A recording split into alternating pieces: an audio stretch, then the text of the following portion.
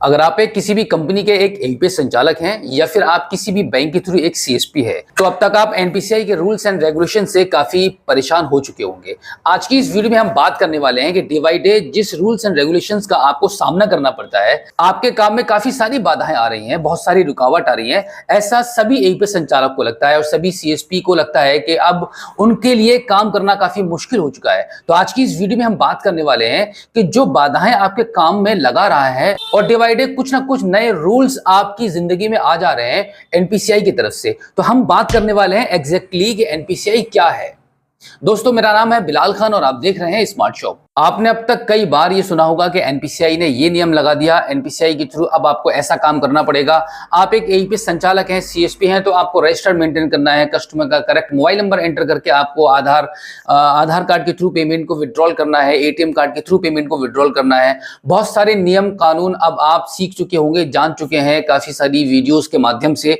तो हम आज की इस वीडियो में आपको बताने वाले हैं कि ये जो एनपीसीआई है वो क्या है और क्यों ये सब इतने नियम्स लगा रही है आप सभी सीएसपी के ऊपर, आप सभी एलपीएस संचालक के ऊपर, कि आपको इन नियम को फॉलो करके ही काम करना पड़ेगा। अगर आप ऐसा नहीं करते हैं तो आपकी सीएसपी आईडी बंद हो जाएगी। इस प्रकार की काफी सारी थ्रेट्स, धमकियां, कुछ भी कह सकते हैं आपको दी जा रही हैं वीडियो के माध्यम से। एनपीसीआई के रूल्स आपको समझाए जा रहे हैं, लेकिन बहुत सारे सीएसपी ऐसे हैं जो बहुत ज्यादा कंफ्यूज हैं कि एनपीसीआई भैया ऐसा क्यों कर रही है, इतने रूल्स एंड रेगुलेशन सिर्फ एक सीएसपी के लिए ही क्यों है, एक एलपीएस संचालक ही क्यों इतने रूल्स एंड रेगुलेशंस को फॉलो करेगा।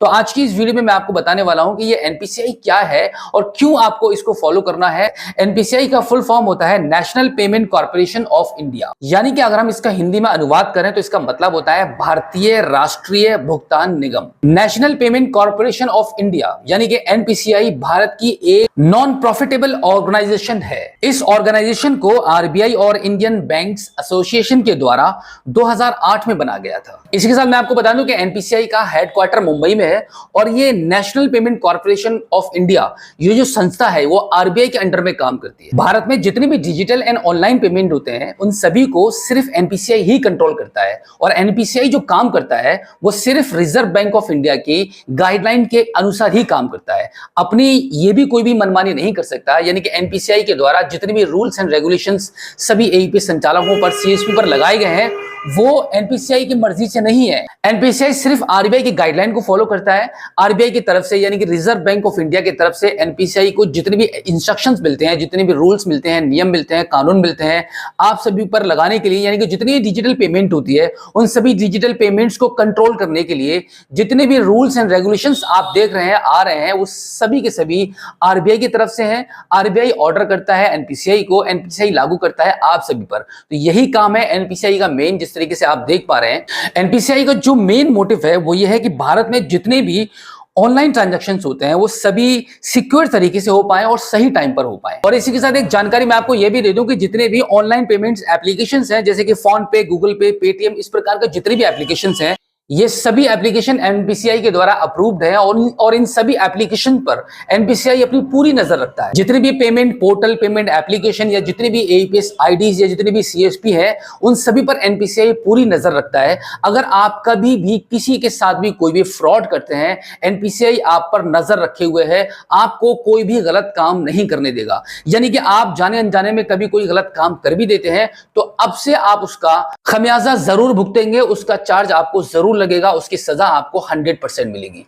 और इसी के साथ एक जानकारी मैं आपको यह भी दे दूं कि आरबीआई और इंडियन बैंक्स एसोसिएशन ने 2008 में जितने भी ऑनलाइन ट्रांजैक्शंस होते हैं इन सभी ट्रांजैक्शन पर कंट्रोल रखने के लिए एनपीसीआई को बनाया था, जिससे किसी भी ग्राहक के साथ या किसी के साथ भी कोई भी फ्रॉड ना हो पाए और कोई भी गलती ना कर पाए। क्योंकि इंडिया में बहुत सारी पेमेंट्स बैंक हैं, बहुत सारे पेमेंट एप्लीकेशंस हैं, इन सभी पर नजर रखने के लिए कोई एक संस्था होनी चाहिए थी गवर्नमेंट की तरफ से, जो कि आरबीआई ने इसको गठित किया था 2008 में। एनपीसीआई की सर्विसेज के बारे में अगर हम बात करें कि एनपीसीआई के अंदर कितनी सर्विसेज काम करती हैं, तो मैं आपको बताना चाहूंगा इसकी कुछ मेन सर्विसेज अभी मैं आपको बता रहा हूं। जैसे कि AEPS Bharat bill payment system, जिसको आप बीबीपीएस बोलते हैं, जैसे कि AEPS Bharat bill pay system यानी कि बीबीपीएस, यानी कि अगर आप एक किसी भी कंपनी के एईपीएस संचालक हैं तो आपके पोर्टल पर बीबीपीएस की सर्विस आती होगी। ये सर्विस भी एनपीसीआई के अंडर काम करती है। इसी के साथ में भारत क्यूआर, भीम आधार पे, डिजिटल रूपी इंटीमेट पेमेंट सर्विस यानी कि आईएमपीएस, इस प्रकार की जो फेमस सर्विसेज हैं जो मैंने आपको बताई हैं, ये सारी सर्विसेज एनपीसीआई के अंडर आती हैं, एनपीसीआई के प्रोडक्ट हैं। अगर मैं एपीएस की बात करूं, आधार इनेबल्ड प्रोसेस सिस्टम, जो कि एनपीसीआई का एक प्रोडक्ट है।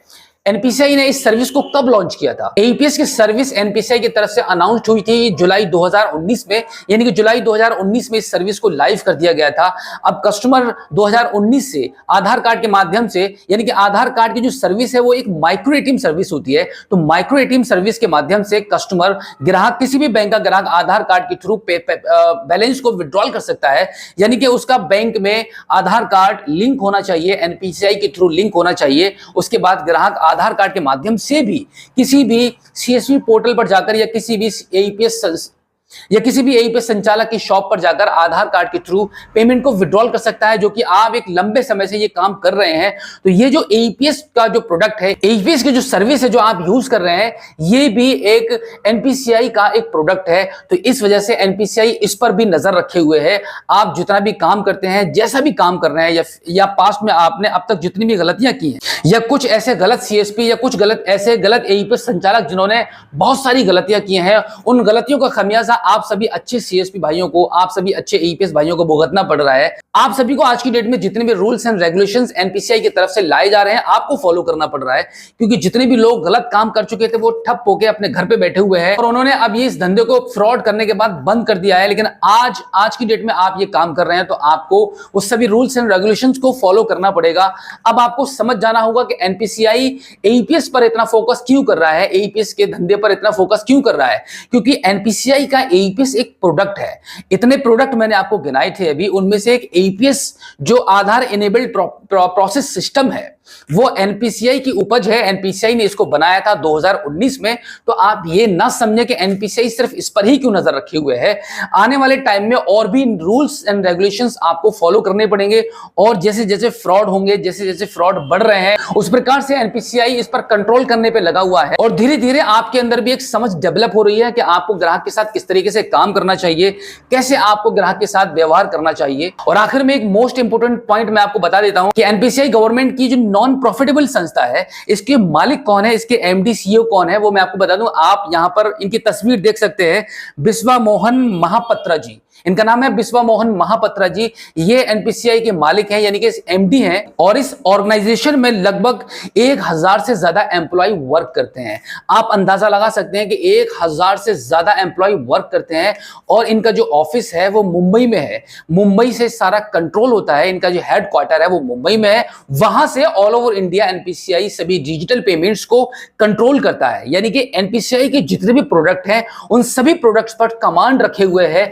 कंट्रोल रखे हुए हैं, और इसको जितने भी इंस्ट्रक्शन मिलते हैं वो आरबीआई की तरफ से मिलते हैं। आप ऐसा ना समझे कि एनपीसीआई आप पर जबरदस्ती रूल्स एंड रेगुलेशंस को थोपता है। तो दोस्तों, आज की इस वीडियो में जो जानकारी मैंने आपको दी है वो बिल्कुल प्रैक्टिकली है और बिल्कुल सत्य है। आई होप ये आज की वीडियो आपको काफी अच्छी लगी होगी।